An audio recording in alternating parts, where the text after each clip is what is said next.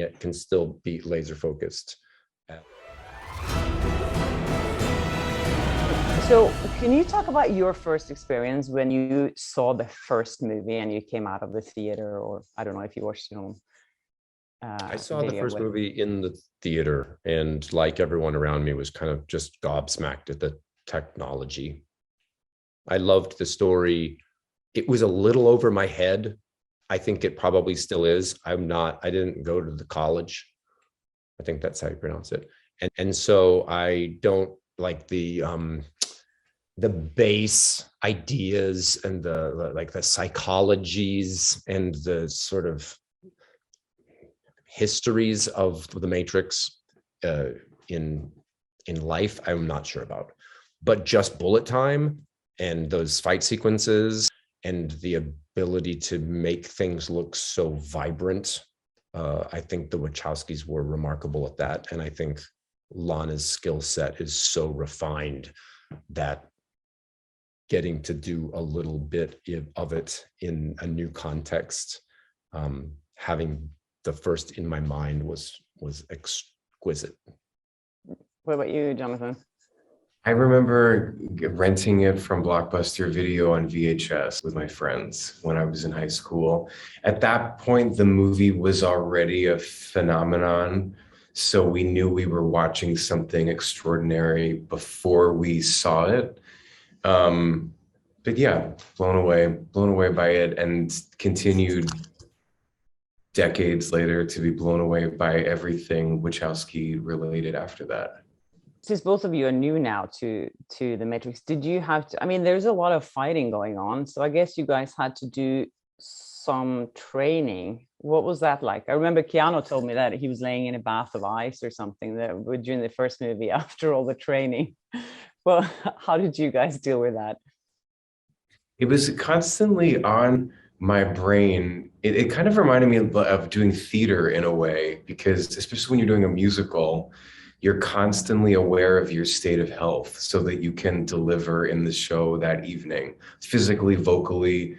And with this, learning the fights and making sure, taking care of your body and making sure that all of the training wasn't for nothing if you suddenly got injured and couldn't perform your fights was a huge part of the process for me. So to train smart and well every day was a part of it and a big responsibility, but it was also so freaking fun. I just loved it so much, getting the opportunity to be physical like that. Same. So I'll ask you something else then, Neil, because I mean, you're like a therapist, I guess, sort of. Sure. So are you good at giving people advice like in real life? Is that something that I don't know that I'm good at giving advice, but I'm happy to. Jonathan could probably speak to that.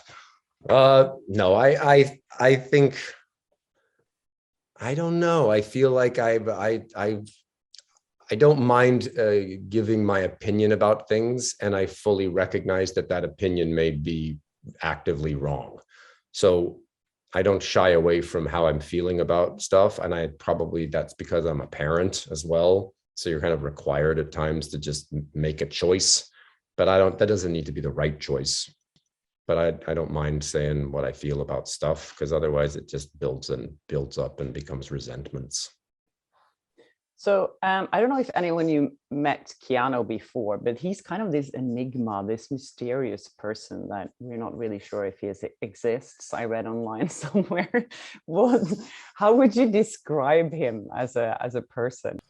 I just fell in love with him. I mean, how would I describe him as a person? He's sensitive and generous and incredible work ethic. Like, all the rumors about him are true. I remember meeting him for the first time in the hotel in San Francisco, and I didn't even realize it was him at first glance, because even the way that he carries himself physically is so unassuming and so kind of humble. And he was kind of just like slowly walking through. I was like, oh my gosh, this is Keanu. And then the flip of that is him doing jujitsu moves in the fight training, where he's a total and complete badass. So I would say he's like an enigmatic contradiction, and one of the most lovely people alive.